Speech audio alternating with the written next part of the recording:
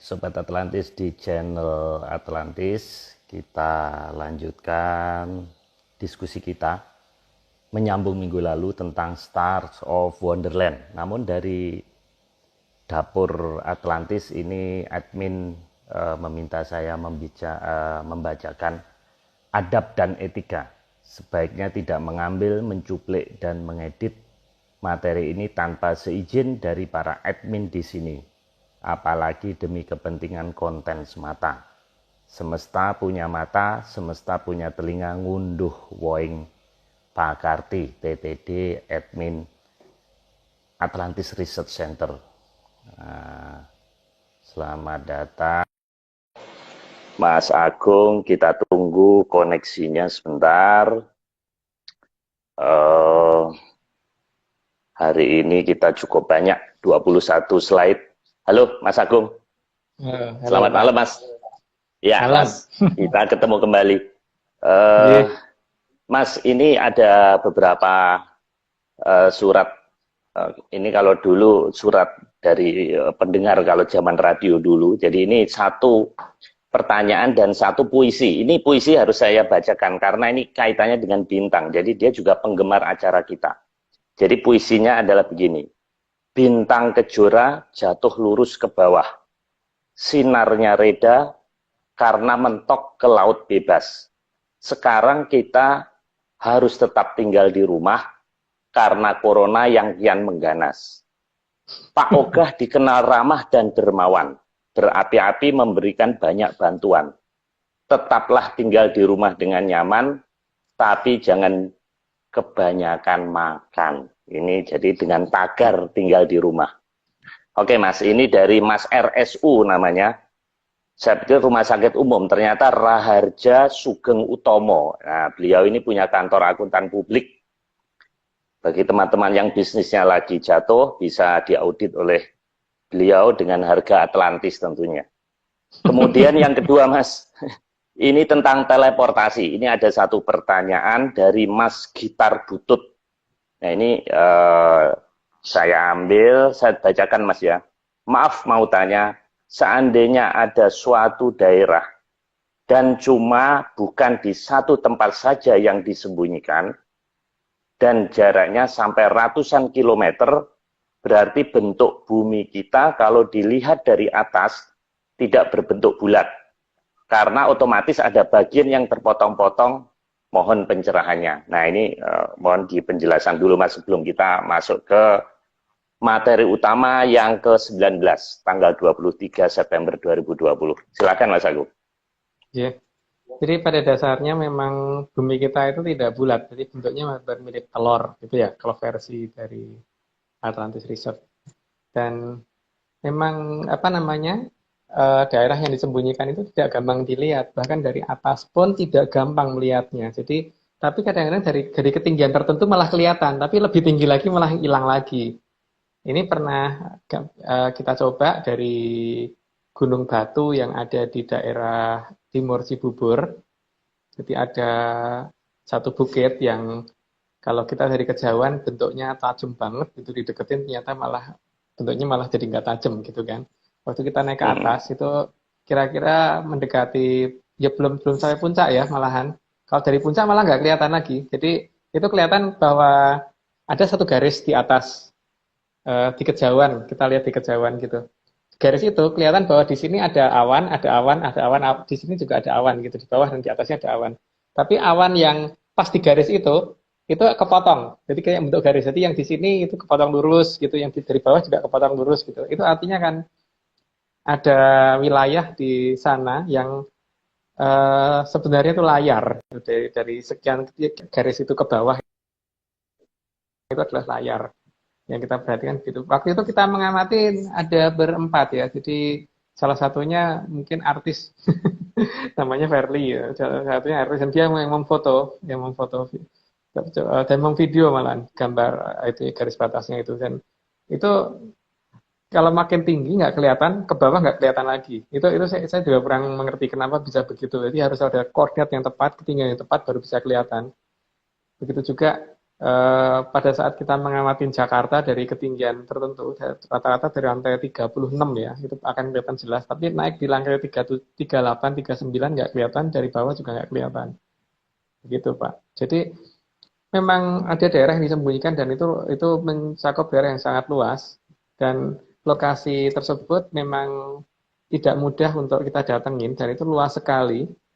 Tapi paling tidak kita bisa mengamati dengan beberapa hal yang sudah pernah saya ceritakan waktu itu dengan menggunakan kompas atau mengamati matahari. Karena gerakan matahari pasti aneh ketika melewati daerah-daerah seperti itu. Itu Pak Marius. Oke. Jadi bumi Ini moga-moga didengar oleh planetarium, jadi Mas Agung dan kawan-kawan dipinjemin peralatan ya, untuk lebih tajam lagi. Oke Mas, kita cukup banyak nih, 21 slide, kita teruskan bahasan minggu lalu. Ini ada gambar seperti kirap Mas ya. Kemarin kan sampai Pamenang ya, petilasan Pamenang ya. Ya. Ini apa Mas Itu maksudnya ini Mas? Kirap yang diajarkan di Pamenang. Jadi di sini ada satu kayu yang disanggarkan gitu ketika pada saat kirap di dekat amoksanya Sri Adi Joyoboyo. Nah di situ itu yang saya perhatikan di situ adalah bentuk ronceannya itu Pak.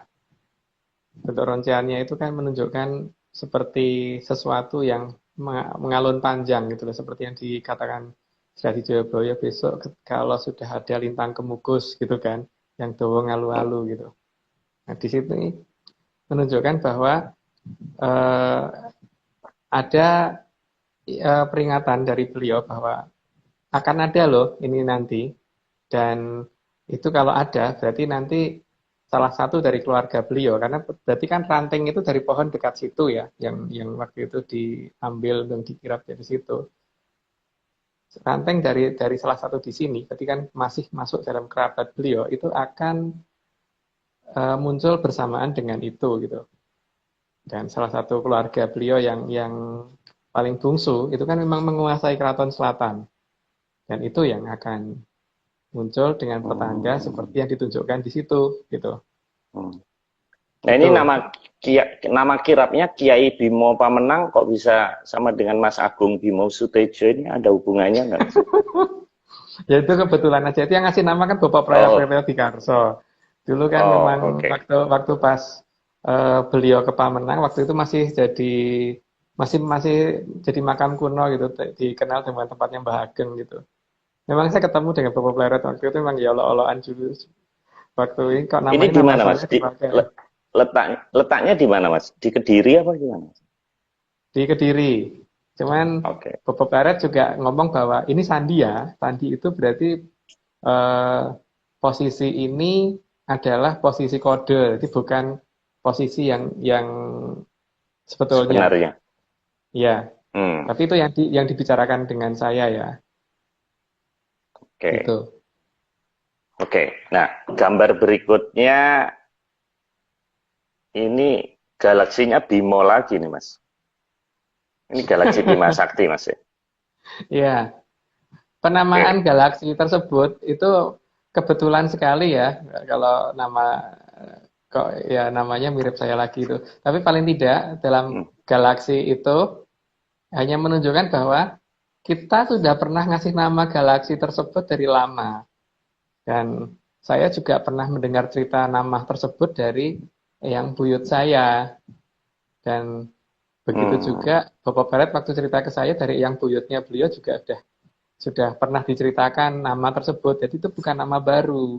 Artinya apa? Memang nenek moyang kita sudah mengenal sampai ke sana. Jadi kalau ada yang mengatakan bahwa kita hanya mengenal bintang, dan semua yang kelihatan di atas dinamakan bintang, itu tidak benar, karena memang kita ada beberapa penamaan, tapi mungkin bukan di saat ini kita jelaskan secara urut-urutan. Jadi kita ada sih nama galaksi itu apa, itu ada di bahasa Sanskerta dan sebagainya itu ada.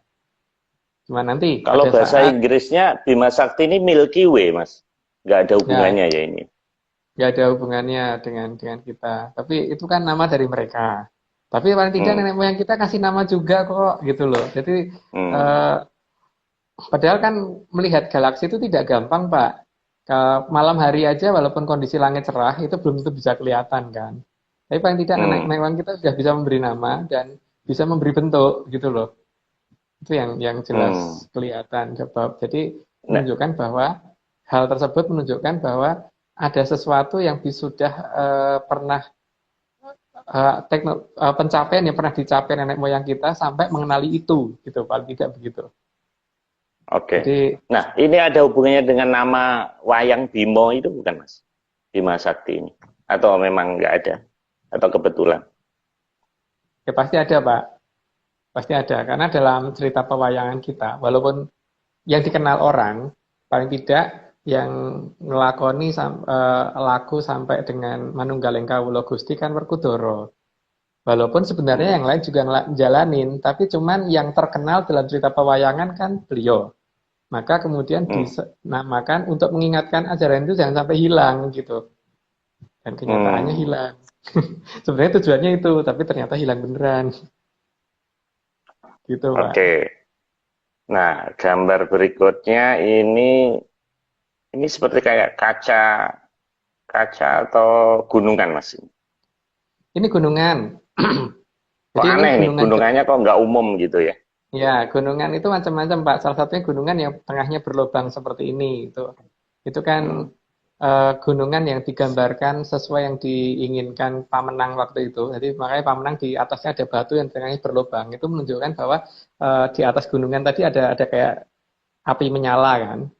Ya, terus di bawahnya Hmm. baru ada tempatnya kosong. Itu menunjukkan bahwa ikuti posisi itu loh. Nanti kamu akan ketemu bentuk seperti itu. Sehingga masuk ke sana itulah yang nanti akan terlihat ada sesuatu Hmm. yang tidak kita duga-duga itu negara yang Adidoso Purwo itu gitu yang diceritakan di Hmm. pewayangan itu Ini gitu. dalam lakon apa, Mas, ini gunungan yang bolong ini kok saya baru tahu malam ini. Dalam cerita apa ditampilkan gunungan seperti itu? Salah satu cerita yang ditampilkan harusnya dalam cerita Bambang Parikenan terus turunnya hari mulai mulai adanya penamaan hari-hari ada penamaan bulan dan sebagainya karena bulan-bulan kalau penamaan hari mungkin sampai dengan hari ini masih bisa terjaga ya tapi kalau penamaan bulan ternyata saat ini sudah diganti-ganti jadi saya hanya mengenal satu kebetulan yang lainnya lupa itu terlalu banyak yang ditulis hilang tulisan saya ya saya Hmm. kenal salah satu bulan yang namanya bulan Palguno itu kan tapi bulan-bulan yang lain Hmm. saya sayangnya nggak inget gitu tapi paling tidak Hmm. eh, itu ada di lakon cerita di zaman Bambang Parikenan ke atas. Itu sering digunakan lakon apa gunungan tersebut gitu, Pak. Dan itu Oke. menunjukkan bahwa adanya gerbang, gitu yang jelas gitu. Wah, semua jadi mengandung apa namanya? Sandi ya ternyata. Nah, kalau ini Taman Mairo Koco ini apa, Mas? Eh, cerita tentang Taman Merah Koco itu kan dulu pada saat zaman Prabu Arjuna Sosrobau, Pak. Zaman Arjuna Sosrobau itu kan memerintahkan patihnya Patih Suwondo untuk membawa Taman Merokoco dari Kaendran ke bumi.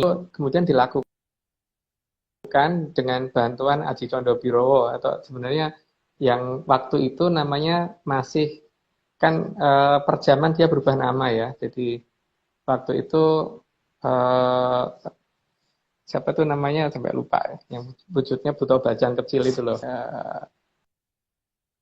Yang diaku sebagai adiknya Patih Bambang Patih Suwondo itu.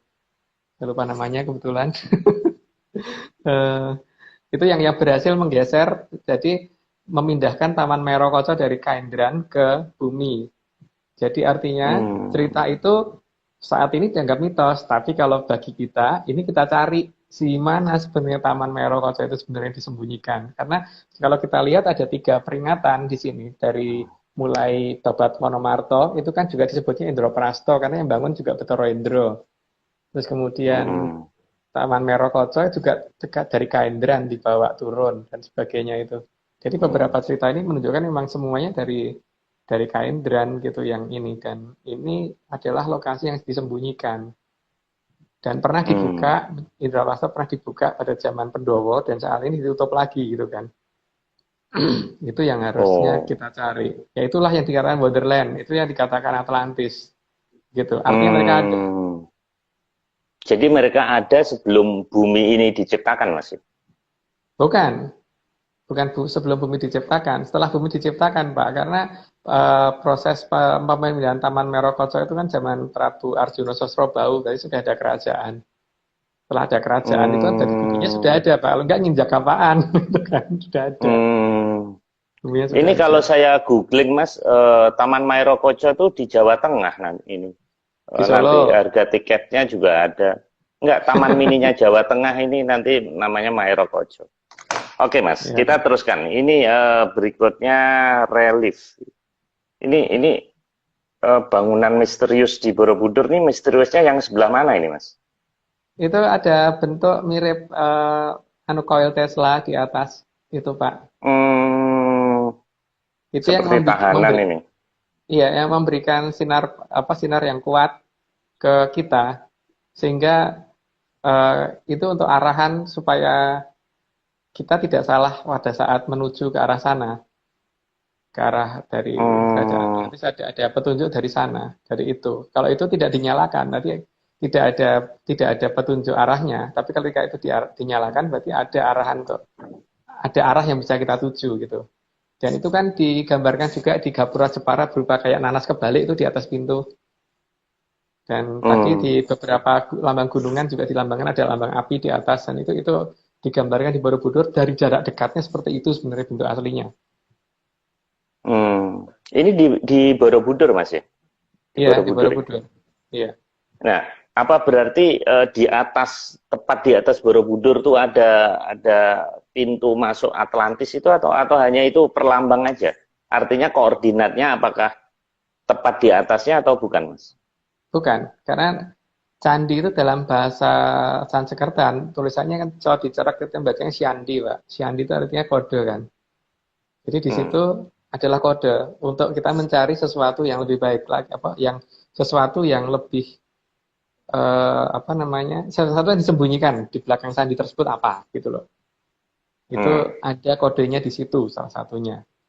Dan kode itu tentu saja tidak di seluruh relief, tapi kalau kita bisa mengurut reliefnya ya iya. Tapi kalau dimonopoli bahwa itu artinya apa ya terserah, tapi saya tidak percaya dengan arti yang sudah ditemukan oleh banyak orang. Kita punya cara sendiri untuk membaca relief tersebut.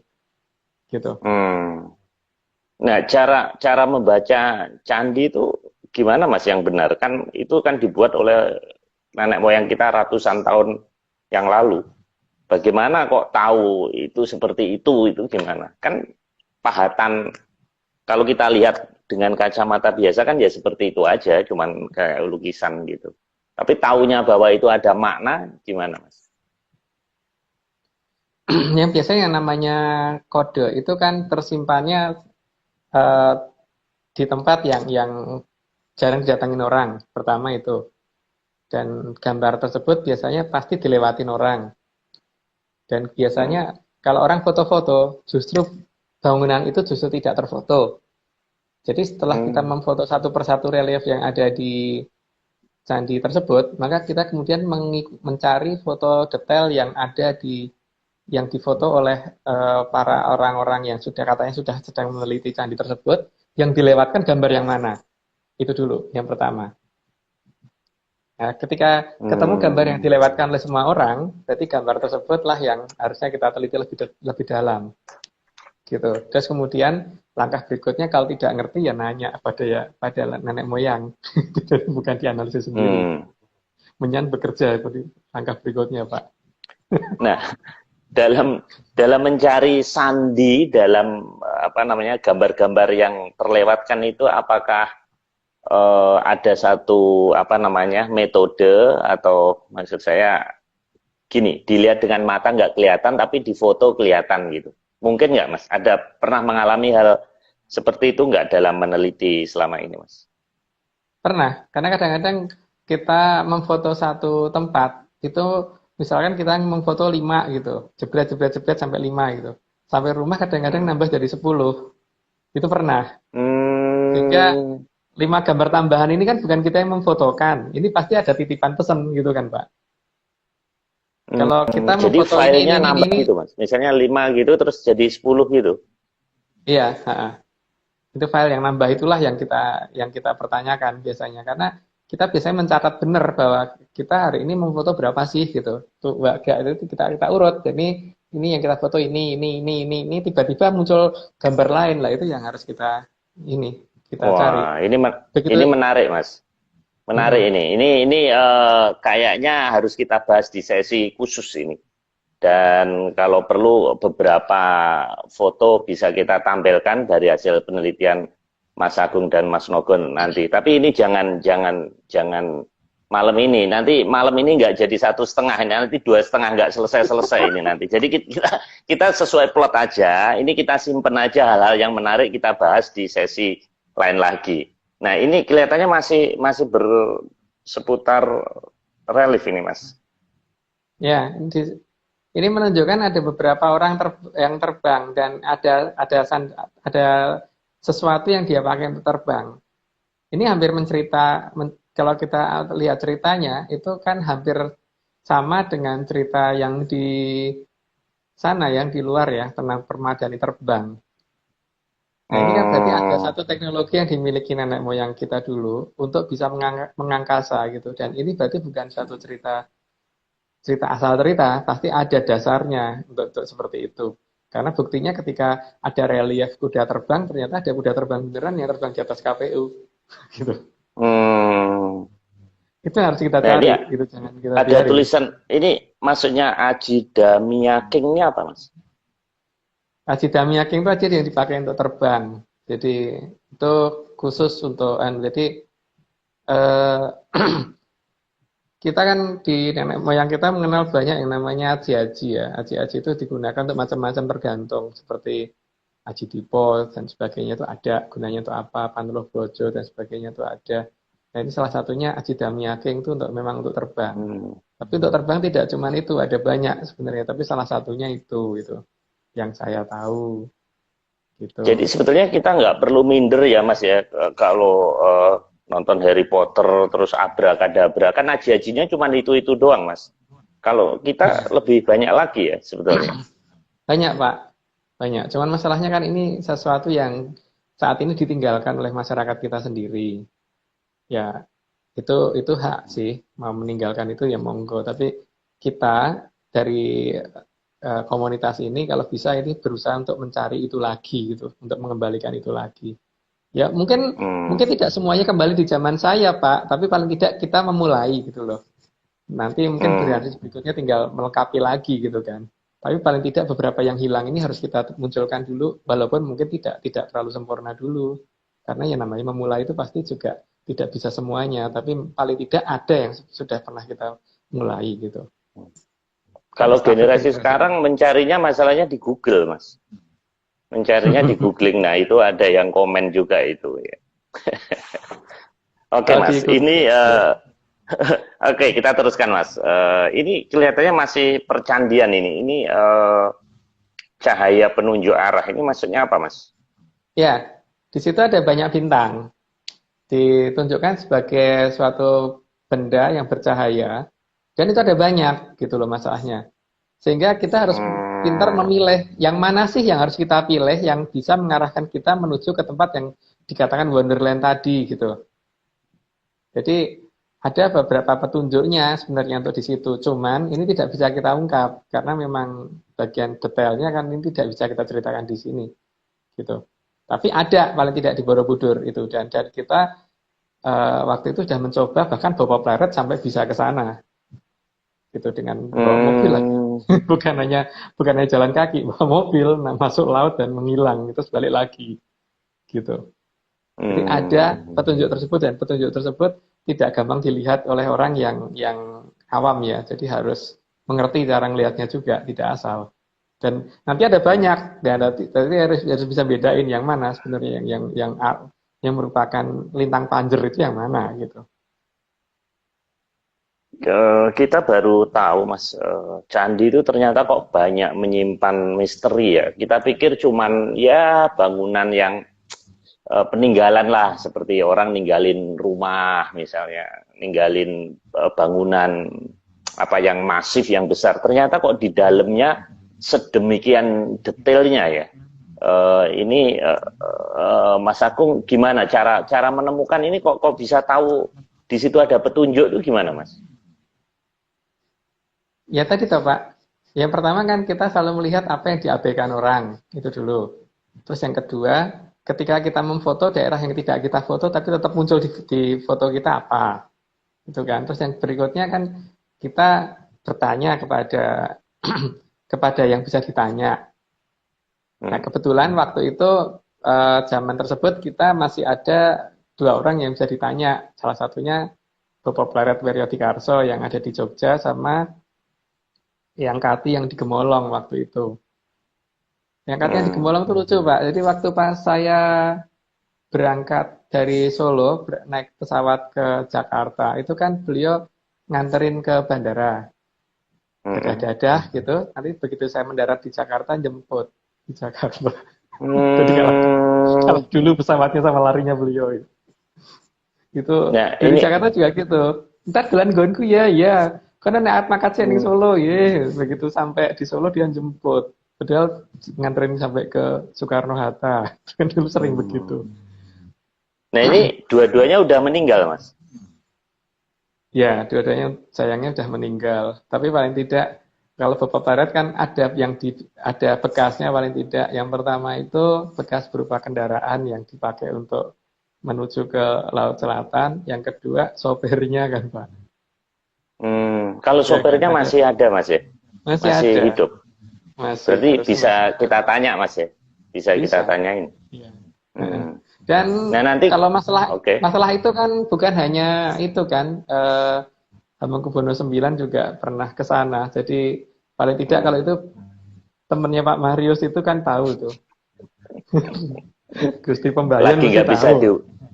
Lagi nggak bisa dihubungin Mas sampai hari Jumat. Oh, okay. Ya, Tapi lagi off ya. paling tidak beliau tahu itu bahwa itu Ya. ada, dan Hamengkubuwono IX pernah ke sana dan itu naik mobil bukan jalan kaki masuk lautnya gitu. Itu disaksikan. Harusnya kerabat keraton tahu lah itu. Gitu. Nah, menarik. Bisa kita cross check nanti. Nah, kalau nanti Mas Agung meninggal, yang nerusin siapa Mas? Kan yang 2 udah meninggal. Kalau Mas Agung meninggal, ini sudah pengkaderan Turangga Seta atau Atlantis Research Center ini siapa ini? Sudah mengkader belum? Saat ini ya sudah mencoba mengkader Pak. Cuman mungkin belum ada yang sempurna ya.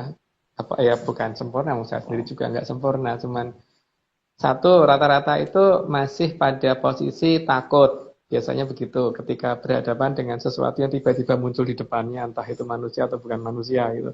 Sehingga pada saat akan kita beri petunjuk untuk ini lo bedain, ini orang beneran dan bukan orang, itu jadi susahnya karena di situ. Karena begitu didatengin entah kabur, entah pingsan, entah apa gitu. Masih pada ketakutan di situ, yang masih mentalnya kurang tatak kalau orang Jawa. Itu yang masih susah kita bagi saya di situ. Memang sebenarnya saya pengen ini, tapi kan saya juga tidak bisa memberitahukan ke asal orang ya Pak, karena masalahnya kan ketika kita beritahukan hal-hal seperti ini, itu kan kadang ada orang yang menganggap ini malah jadi aliran sesat atau dianggap kita menyesatkan orang. Jadi pada dasarnya memang kalau ditanya memang kita tidak cari pengikut. Cuman kalau ada orang pengen tahu ya kita beritahu. Cuman beritahunya ya kita terbatas. Tapi kalau misalkan misalkan benar-benar dan serius sekali ya mungkin bertahap akan kita naikkan tahapannya sampai benar-benar ngerti ini apa sih yang sebenarnya terjadi di luar sana gitu. Tapi kalau hanya sekedar pengen tahu ya sekedar aja, jadi hanya batasan kulit saja, tidak sampai ke sandi dan sebagainya yang berupa mantra dan sebagainya tidak akan kita tunjukin. Dan itu nggak bisa ketika sandi tidak digunakan ya berarti tidak akan ada gunanya. Walaupun mereka merasa ngerti teknologinya, tetap aja tidak akan ada gunanya. Karena seperti kalau kita punya komputer dan komputer kita ada passwordnya, atau seperti misalkan ada jaringan wifi selama passwordnya nggak tahu, ya tetap aja nggak bisa masuk walaupun kita punya alat penerima jaringan wifi-nya kan Pak. Hmm. Nah, Santuy Mas, itu penting. untuk berkomunikasi dengan Atlantis ini, apakah setiap orang itu bisa atau hanya orang tertentu yang di appoint, yang di ibarat komputer itu server ada workstation yang sudah di approve oleh sana, Mas? Atau memang ada keturunan yang nantinya akan meneruskan yang bisa berkomunikasi dengan Atlantis ini, Mas? Wewenang ada di sana Pak. Bukan wewenang ada di saya, tidak. Jadi wewenang ada di sana. Jadi ketika saya ngomong bisa, tapi kemudian sana tidak menghendaki, saya jadi nggak bisa. Jadi wewenang ada di sana banget. Makanya walaupun Bapak Pleret itu ngerti bagaimana ke sana, tapi kalau pas tidak dipanggil ya nggak bisa ke sana. Gitu. Jadi tetap wewenang ada di sana. Tapi paling tidak walaupun sudah ngerti bahwa dipanggil dan sebagainya, tetap ngerti yang namanya Sandi harus tahu. Kalau Sandi nggak ngerti, tetap aja nggak bisa masuk. Walaupun diundang, itu tetap masalah. Karena penjaga gerbang juga tidak akan sebegitunya membiarkan orang masuk. Gitu Pak. Jadi hostnya dari sana ya Mas ya? Ya, yang buka jaringan dari sana. Oke. Kemudian ini masih candi Mas. Ini seperti miniatur bangunan yang mewah sekali ya. Kalau kita lihat megah sekali nih bangunannya ya. Ya, itu juga di Borobudur. Itu kan kelihatan banget itu bangunan tipenya bentuknya hampir menyerupai Akropolis Yunani kan Pak? Iya, betul. Dua lantai, ini ya. Dua lantai banyak pilar-pilarnya. Ya itulah bangunan di sana gitu loh. Dan itu besar, bukan bangunan kecil gitu. Itu bangunan di sana minimal seperti itu. Ini sebenarnya menunjukkan kan bahwa nanti kalau ketemu bentuknya kayak gini loh, kalau itu berarti udah bener gitu. Setelah masuk lubang tadi, gerbang tadi, sudah masuk dari pintu yang sempit tadi, akan ketemu bentuk seperti ini lah. Kalau ketemu bentuk seperti ini, ya berarti kamu bener, udah gak nyasar gitu loh. Maksudnya hanya seperti itu. Jadi pertama yang akan ditemukan, yang akan dilihat dulu itu dulu, karena ya itu mungkin coba ditanyakan ke pembayan HB9 pada saat masuk ke sana yang dilihat bangunannya apa dulu, pasti itu. Yang pertama kali ngeliat begitu gerbang, setelah masuk gerbang pasti itu dulu, bentuk seperti itu. Cuman keemasan, bangunnya bukan hitam dari batu, itu tidak keemasan.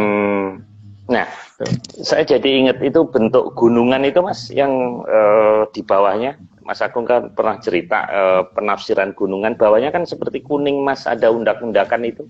Apa itu juga artinya gerbang masuk Atlantis Mas? Ya, itu baru gerbangnya kan Pak. Tapi bangunan pertama yang setelah masuk itu yang kelihatan seperti tadi. Itu bangunan terdepan yang ada yang bisa kita lihat. Gitu. Bangunan terdepannya seperti itu. Nah, nanti di belakangnya masih ada bangunan lain, tapi kan itu hanya menunjukkan ciri-ciri terdepan bangunannya seperti itu. Itu dijelaskan di Borobudur. Jadi kalau sudah ketemu bangunan seperti itu pada saat masuk, berarti tidak nyasar. Gitu aja. Petunjuknya seperti itu. Oke. Nah, kira-kira kalau kita sudah menemukan itu nanti, itu bisa efeknya ke kita apa Mas kira-kira? Maksudnya kita ini kan sekarang lagi APBN defisit. Tadi saya barusan ikut webinar APBN defisit, COVID dan sebagainya. Kira-kira manfaatnya ada nggak Mas? Kalau kita bisa berkomunikasi dengan mereka? Ya jelas ada banget Pak. Seperti yang pernah saya ceritakan di waktu kita di Zoom itu kan sebenarnya ada beberapa cara untuk mengatasi itu kan. Cuman masalahnya kan ini nggak mungkin buka di sini kan Pak, tentang apa yang ada di Surabaya. Yang pernah saya ceritakan itu. Ya kan? Saya ngomong kan itulah itu.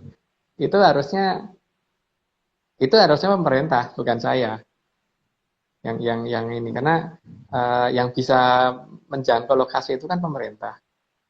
Artinya kalau itu ini kan nggak mungkin defisit Pak. Sangat tidak mungkin kalau defisit seharusnya.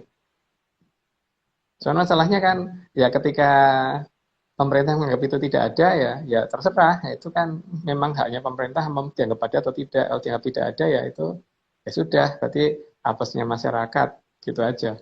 Karena pemerintahnya tidak tahu. Gitu kan. Kalau saya kan nggak bisa maksa. Ya sono kalau misalkan pengen dicari ya sana, kalau enggak ya sudah. Tapi ya itu problemnya semuanya ada di sandi. Dan ketika Hmm. mereka datang sendiri ke posisi itu, walaupun posisi itu ada di bawah kendali pemerintah yang saya ceritakan itu, tetap aja nggak bisa. Lihat aja, tetap aja nggak bisa. Karena maksud problemnya ada di sandi. Karena sono lah biarin. Malah biar dicoba dulu, Pak. Kan mungkin dari Hmm. orang-orang Ijen yang kita ceritain waktu itu, dari Ijen Keuangan yang kita ceritain, mungkin siapa tahu ada yang laporan gitu kan. Ya monggo, itu kan gampang loh. Oke, Mas. Itu Nah, kalau tidak mungkin defisit. Ya, nah, kalau harta karun kita yang katanya ada di Swiss tuh versi Atlantis gimana, Mas? Bener nggak itu? Pak, enggak mungkin enggak mungkin ditaruh di sana. Tidak sebodoh itulah. Nggak Bung mungkin ya? Karno enggak sebodoh itu, iya. Pasti disembunyikan di tanah Oh. kita sendiri, kemudian yang sana itu tipuan gitu. Jadi enggak, kita tidak ada yang ditaruh Oh. di sana. Semuanya masih ada di negara ini, tapi disembunyikannya dengan beberapa langkah yang saya ceritakan waktu itu, Pak. Jadi tidak Hmm. disembunyikan di tempat yang gampang digali orang dan sebagainya, enggak mungkin. Jadi kalau ada orang yang narik iuran katanya mau buka rekening Swiss, jangan dipercaya, Mas, ya itu ya. Itu pasti bohong Kalau ya, saya, Mas.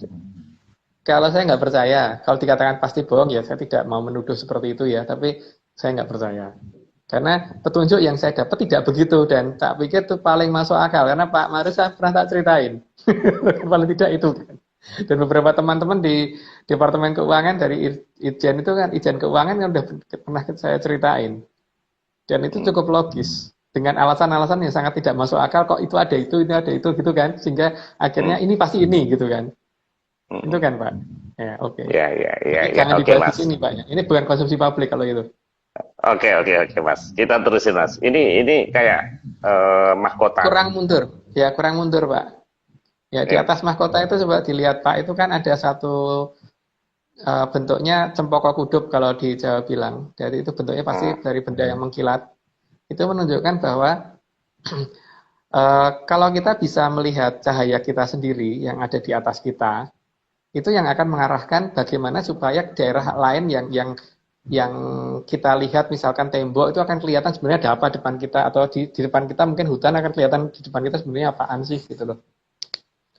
Itu untuk membuka definisi apa yang ada di depan kita. Nah, cahaya itu bisa dipindah ke depan, bisa dipindah ke depan, jadi kita bisa ngikutin itu gitu sebenarnya. Makanya kadang-kadang kan kemudian di Jawa dan di beberapa pakaian adat yang ada di Nusantara, itu biasanya di sini pasti dikasih emas, entah permata, entah apa gitu. Gitu. Makanya Hmm. hal-hal seperti itu adalah sandi yang menunjukkan bahwa ini cari loh, ini yang bisa nunjukin jalur gitu loh. Gitu, Pak. Hmm. Cuman kan Oke, oke. kita itu sekarang problemnya kan gini loh Pak ya, kalau kita mau membuka mata itu kan bukan dengan cara puasa. Kita mau merasa mau menyentuh sesuatu itu kan bukan dengan cara puasa. Semuanya diganti dengan puasa. Nah, ini problemnya adalah ajaran hilang gitu loh. Bapak Pleret itu juga ngomong gitu Loh, lah ini kita mau memegang sesuatu kok pakai puasa bukan puasa kok semuanya diarahkannya ke situ semua ini bukan itu loh bukan itu jadi seperti kita nggak mungkin mengerjakan fisika kalau kita belajarnya biologi gitu loh Pak atau belajarnya PMP itu bukan di sini masalahnya. loh. Jadi Bukannya puasa itu ajaran leluhur kita, Mas? iya, tapi bukan untuk itu, bukan untuk itu. Hmm. Problemnya jauh dari itu gitu. Makanya kalau ada yang menceritakan bahwa ini makanya harus berpuasa gini gini gini nanti untuk gini terus menceritakan bahwa nanti ada beberapa bagian unsur kita ini sekian pancer dan sebagainya itu kayaknya nggak begitu kok Pak. Yang saya tahu dari beberapa surat kuno nggak begitu. Jauh dari cerita itu gitu. Hmm. Sehingga pasti nggak akan sampai. Minimal untuk melihat sesuatu yang tidak terlihat aja pasti nggak bisa. Atau minimal untuk channeling dengan luhur itu nggak akan ketemu. Karena memang bukan itu. Memang bukan itu. Hmm. Dan itu adalah sesuatu Wah. yang sangat sederhana, tapi tidak itu, gitu loh Pak. Kalau misalkan itu sesuatu hal yang harus misalkan puasa 40 hari, pangeran-pangeran zaman dulu masih pada muda dan sudah bisa ketemu leluhur, itu sangat tidak mungkin kalau mereka sudah bisa sekuat itu puasanya sampai 40 hari gitu, nggak mungkin. ketika mereka masih pada remaja dan sebagainya, nggak mungkin. Bahkan masih anak-anak itu, sudah sakti dari mulai masih anak-anak itu. Ada yang bukan Tapi itu, tapi masalahnya, iya. tapi itu kan Kalau energi kan Mas ya. Artinya tidak terlihat oleh mata, tapi harusnya bisa ditangkap. Kan banyak hal yang tidak terlihat oleh mata, tapi energinya ada sehingga bisa ditangkap dengan teknologi misalnya.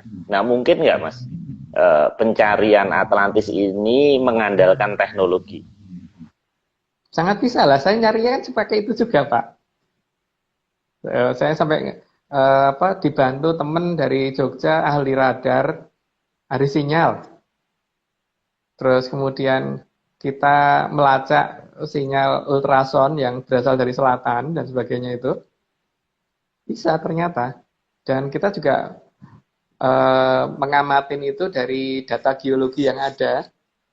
Kita mengamatin itu juga dari gangguan sunset matahari yang ada di selatan. Ketika pas matahari di 23,5 derajat lintang selatan, dari sunsetnya pas ada di selatan, itu kelihatan banget bahwa ada lapisan abu-abu yang menutupi itu semua gitu. Jadi ada dan memang bisa. Dan itu bukan puasa, Pak. Gitu.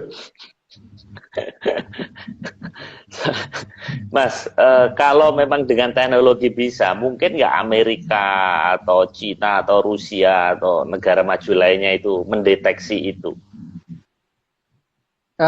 Sangat mungkin. Cuman masalahnya kan mereka juga pasti akan tutup rahasia, Pak. Tidak akan mau banyak bercerita. Makanya kan dalam beberapa bulan yang lalu itu, Amerika sempat membangun di pantai barat Australia itu teleskop paling modern. Kenapa harus di barat Australia? Kenapa nggak di timur Australia gitu loh, Pak? Masalahnya. Kenapa harus di barat Australia? Kan itu memang ada sesuatu yang dicari kan. Sementara dari peta kita kan kita menunjukkan adanya di barat Australia memang. Di barat Australia, selatan Jawa, utara dari apa tuh namanya Kutub Selatan, terus di sebelah timur dari Afrika dan Madagaskar gitu kan. Ada. Terus ngapain bikin pangkalan di Diego Garcia itu? Kalau misalkan mau dipakai untuk pangkalan untuk perang di Timur Tengah gitu oleh Amerika misalkan mau digunakan untuk itu terlalu jauh Pak. Nah, yang penting bikin pangkalannya langsung di Timur Tengahnya gitu kan. Buang-buang duit banget gitu loh di Diego Garcia itu. Kalau mau dipakai untuk menguas atau untuk perang dengan Cina di Laut Natuna Utara juga terlalu jauh. Kalau mau dipakai untuk apa coba? Kalau dipakai untuk ngawasi Indonesia satu-satunya gitu. Kok ngoyo banget sih gitu. Harus gitu banget. Ini kan sebenarnya bukan Indonesia yang diawasi itu. Itu pasti ada sesuatu yang diawasi mereka di sana gitu. Indonesia dikasih COVID aja udah hancur, nggak perlu lah, nggak perlu dimata-matain seperti itu, Mas. Kalau dikasih COVID hancur sih kayaknya enggak juga Pak. Kalau negara kita, negara lain kan sampai parah itu ya Italia sampai kayak seperti itu kan.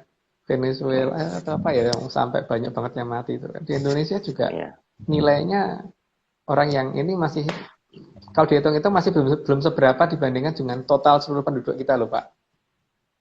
Iya. Itu Mas, mahkota kita lanjutkan.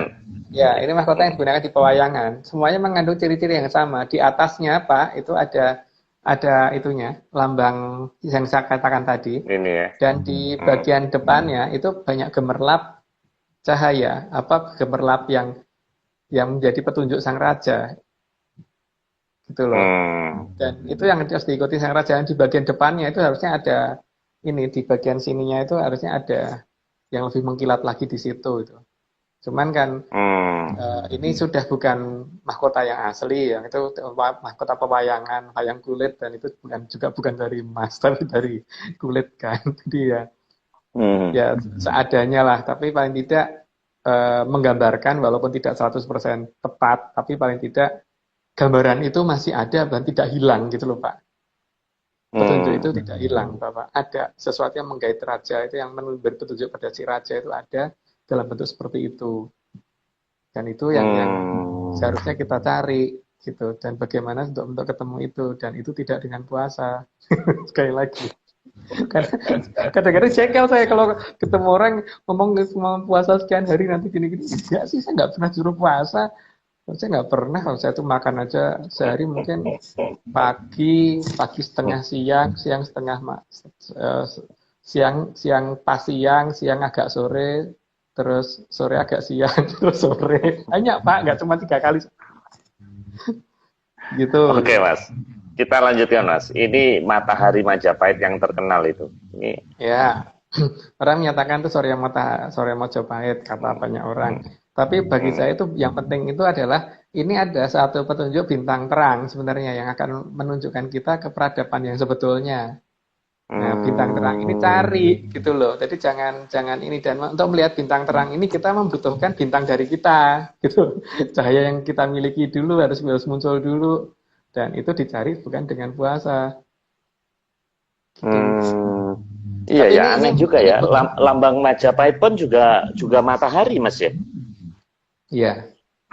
Jadi yang paling penting ini loh Pak ya. Ini kita tidak ngomong perkara agama, tapi ini ngomong perkara bagaimana kita menggunakan indera kita secara sempurna. Karena saat ini kan kalau misalkan kita mau mendengar itu kan kita pakai telinga, dan untuk mendengarkan dengan telinga itu kan bukan dengan puasa. Memang ya harus dengerin gitu. Tapi kalau telinga kita sumpel nggak akan mendengar gitu. Bagaimana nyumbuka sumpel itu loh. Yang penting itu kan. Terus kalau kita mau melihat gambar ya kita harus buka mata, jangan merem. Kalau merem ya nggak lihat apa-apa. Dan untuk buka mata ini mata dia bisa buka gini bukan dengan cara puasa.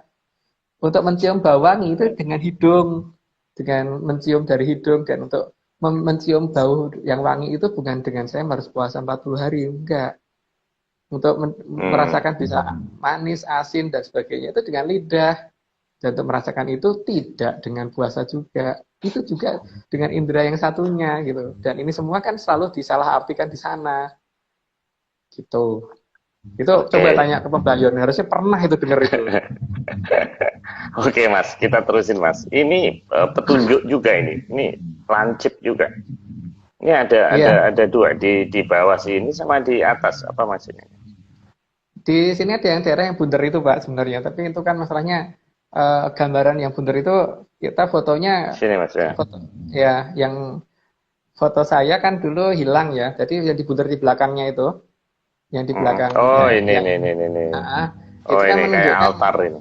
Ya, menunjukkan kayak altar untuk menuju ke suatu tempat. Nah, terus kalau coba ke atas sedikit Pak, nah itu yang lancip itu di depannya kan ada 3 buletan. Bukan itu. Bukan itu. Di bawah, di bawah lagi. Oke. Nah, ada 3 buletan kan. Berarti ada 3 peradaban yang saat ini sebenarnya masih eksis. Ada 3 peradaban yang masih ada. Yang orang kenal kan baru Lemiro sama Atlantis, masih ada satu lagi. Itu yang ditunjukkan di situ. Makanya namanya Cetho. Ini jelas ada. Oh ini di mana Mas? Ini Candi Cetho. Candi Cetho. Iya, di Candi Cetho. Cetho itu kan artinya jelas banget gitu kan.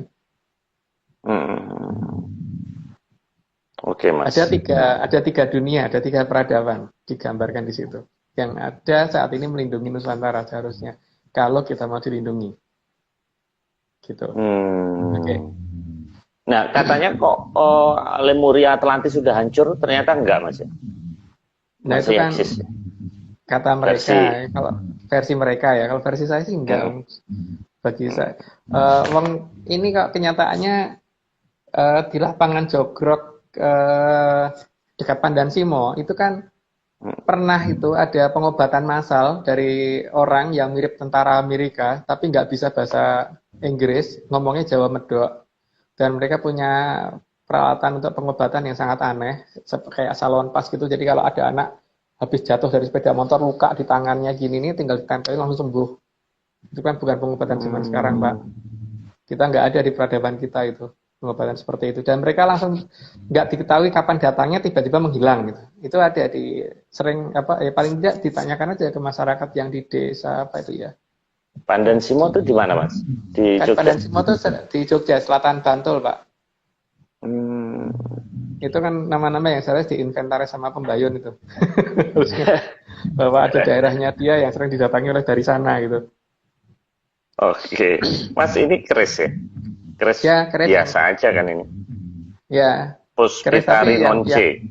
ya rencean itu kan menunjukkan seperti lintang kemukus toh Pak, di mana ada mawar merahnya, terus ada melatinya 7, ujungnya kandil putih 1, terus kandil melati 7 lagi, terus kandil putih 1 lagi, melati 7 lagi, kandil putih. Jadi kan kayak ekornya gitu.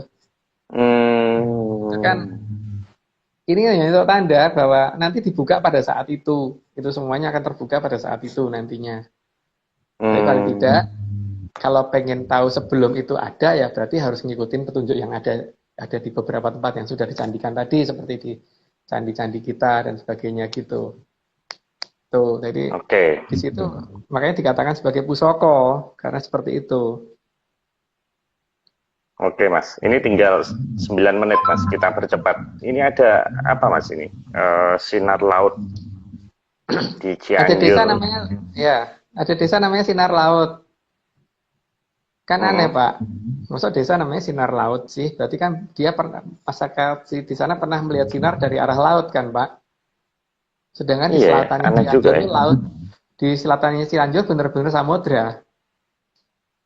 Ya, artinya Hmm. mereka pernah melihat, tapi tidak di generasi keberapa itu nggak pernah kelihatan lagi. Jadi akhirnya itu menjadi suatu hal yang eh,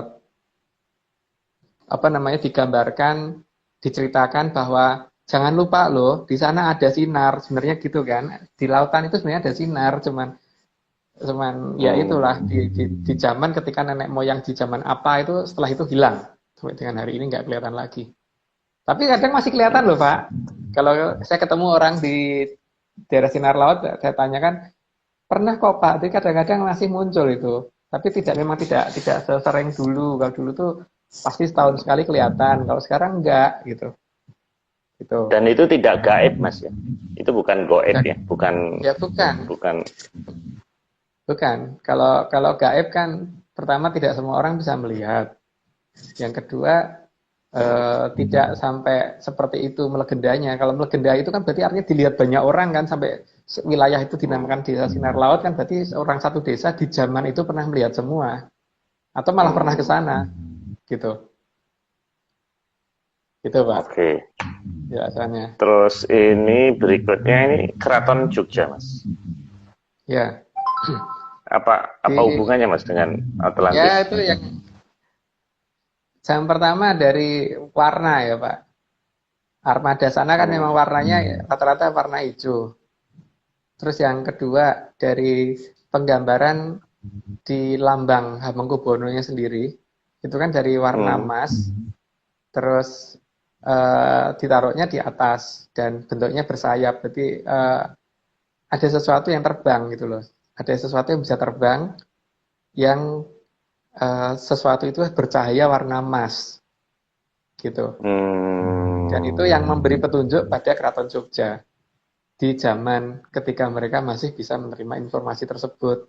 Ya semoga Sultan sekarang masih bisa, semoga. Nanti kita tanyakan kalau ketemu Mas. Mas, ini apa nih? Kayak nanas ini apa? Itu kan lambang Keraton Solo, Pak. Oh. Semuanya kan juga menunjukkan keberadaan ini kan. Nah, yang memang yang diperlukan di mahkotanya itu di depan mahkota kan ada di sininya itu kan ada sesuatu hal yang khusus itu warna ada ukiran khusus. Itu Hmm. yang memberi petunjuk pada sang raja itu harusnya posisinya tepat di sini. Jadi ini kalau Anu bertanya ke ini gitu loh. Kalau ada masalah Hmm. apa-apa ini yang ditanya. Jadi sinar ini muncul sangat cerah, terus kemudian ditanya setelah masalah selesai baru menghilang lagi. Gitu biasanya. Seperti yang saya lakukan dan Bapak Planet lakukan. Oke Mas. Ini pagar Nah, pagar di pagernya itu Pak keraton. yang warna putih itu Pak. Nah, itu ada lambang cempaka puduk. Bukan pagernya yang ke kiri dikit, ke kiri dikit. Oh, Nah itu atasnya atasnya pagar yang dari tembok itu. ini. Ini bukan. Bukan itu, Bukan. pagernya Pak, pagarnya. Nah Oh, ini. itu, Ini. ya, ya, itu ada lambang cempaka puduk. Jadi itu Hmm. ada dalam kita dan itu tempat bersembunyinya si cahaya tadi, dan ketika kita tanya itu akan keluar gitu, keluar di depan kita persis loh, yang itu yang akan memberi petunjuk. Itu cara Oh, cara Turangga mendapatkan informasi seperti itu dengan membuka si Cempaka Kudup. Jadi bukan dengan puasa, Pak. oh. Padahal ini kan pagar biasa juga kan, Mas ya? Iya, Atau tapi perlambang? penggambaran perlambat. Oh, penggambaran. Oke, oke. Penggambaran. Artinya kan pagar ini akan kelihatan dan pintunya akan kelihatan ketika Cempaka Kudup ini bisa kita buka. Gitu. Cempaka Kudup. Kudup itu apa ya? Kuncup.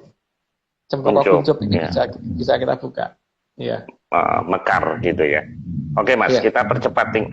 Ada beberapa. Ini pakaian adat Dayak. Iya. Di pakaian ada Dayak sendiri, coba sorotin salah satu kepala sukunya, Pak, itu. Itu juga Ya. menunjukkan ada sesuatu yang ditaruh di atas kepalanya itu kan, Pak. Hmm, Sama dengan di Jawa, sama persis bahwa mereka juga petunjuk itu ada di depannya dia, dan itu ketika hmm. itu muncul baru ini yang ditanya oleh kepala suku gitu loh, bahwa ketika ada masalah atau ada apa itu yang ditanya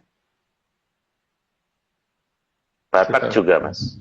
Batak sama semuanya memang begitu. Sang apa yang berwarna keemasan itu pasti dipasangin di batok gitu, karena sebenarnya dia di depan lagi sih, Hmm. teman nanti masuk pada saat kita selesai memberi informasi masuk lagi. Makanya di Hmm. sini digambarkan di Jawa di Cempaka Kudup tadi, ketika kita bisa membuka si Cempaka Kudup, ya itu akan keluar kemudian memberi penjelasan ke kita, setelah lengkap baru kembali lagi. Baru ini. Ini seperti yang saya pakai ini juga, Mas. Nih, lihat. Iya, iya. Pas Tadi saya banget mau ya. ngomong. Padahal saya belinya di Tokopedia ini. Ini, Weh, ini Mas, ini juga sama. iya. Nah, itu kan malah lebih Ini jelas lagi dari adat bahwa, Bali. Ya. ya, itu kan menunjukkan bahwa cerahnya sang sinar tadi itu sampai sebegitu cerahnya gitu loh, sebegitu besarnya, Hmm. dan cahaya yang dimiliki oleh wanita lebih besar daripada yang dimiliki oleh laki-laki. Seharusnya begitu. Makanya di lambang di Bali itu sangat tepat. Seperti itu memang. Ketika bersinarnya sang Sukmo sejati tadi. Hmm. Seperti itu. Hmm. Ini Mas, ini juga. Ya, itu juga gitu kan. Ada di petunjuknya, ada di atas kepala. Selalu begitu kan. Iya, selalu begitu ya. Iya. Cuman masalahnya kan Oke. bagaimana membuka itu supaya itu kelihatan, dan itu yang harus diungkap kembali gitu. Sebenarnya ini petunjuk-petunjuk ini, Mas, untuk mengarah ke keberadaan Atlantis. Sebetulnya untungnya ini apa, Mas? Kalau nggak kita song-song, apakah Atlantis itu tidak membuka diri, Mas?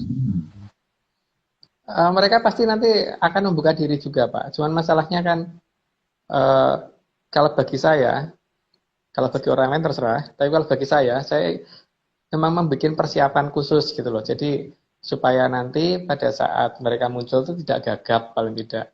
Minimal bahasanya saya Hmm. ngerti, bahasa bicaranya ngerti, gaya bahasanya tahu, sopan santunnya mereka saya ngerti, sehingga nggak terjadi salah salah komunikasi pada saat setelah terbuka semuanya gitu. Jadi yang seharusnya bisa harmonis biar harmonis gitu. Jangan kemudian nanti begitu sana sudah membuka diri, kitanya malah malah menganggap mereka hantu.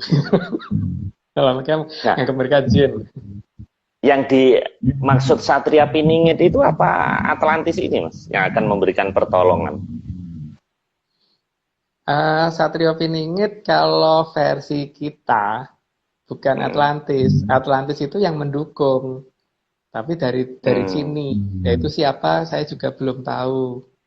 Nah, mungkin siapa tahu Hmm. Pak Marius coba. Saya belum tahu, Pak. Hmm.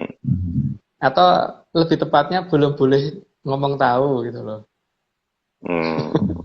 Karena Iya, iya, kalau iya, iya. misalkan kita nggak ngomong ngerti kan juga banyak orang juga nggak akan nganggap tahu kan. Ya, jadi mending saya ngomong tidak tahu Iya, gitu loh.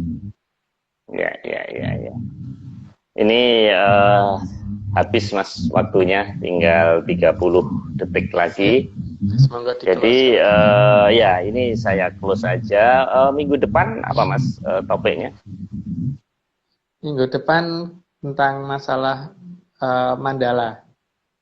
Oke. Tapi Mandala saya total dulu, nanti baru satu persatu kita bahas di minggu berikutnya, dan seterusnya. Baik, Mas, ini tinggal 20 detik, jadi saya close saja. Bagi rekan-rekan yang ingin mengundang Mas Agung untuk Zoom, kami terbuka. Terima kasih dan selamat malam. Kita ketemu lagi, Mas, sampai minggu depan, 1 minggu ke depan. Terima kasih. Salam Atlantis.